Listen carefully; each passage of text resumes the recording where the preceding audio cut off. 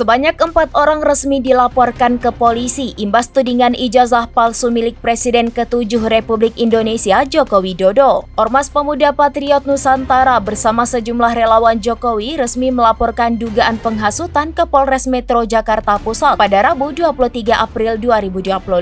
Laporan ini didasarkan pada dugaan pelanggaran pasal 160 KUHP tentang penghasutan di muka umum. Kuasa hukum pelapor Rusdiansyah menyebut bukti-bukti berupa pernyataan lisan dan tulisan yang dinilai memicu keresahan di masyarakat sudah dilampirkan. Sementara itu, Ketua Umum Pemuda Patriot Nusantara, Andi Kurniawan mengatakan bahwa pihaknya juga membawa sejumlah saksi. Dari nama 4 orang tersebut, sosok Rizwan Sianipar belakangan ini menjadi sorotan karena menyebut foto wisuda Jokowi merupakan hasil editan. Dalam unggahan terbarunya di akun X, Rizwan membagikan hasil temuannya soal foto wisuda Jokowi sebagai lulusan Fakultas Kehutanan Universitas Gadjah Mada. Menurut Rizwan, foto yang telah beredar di media sosial itu merupakan hasil editan. Rizwan mengatakan dirinya telah melakukan pengolahan foto tersebut menggunakan metode error level analysis. Hasilnya, foto yang beredar tersebut diduga telah mengalami perubahan dari foto aslinya.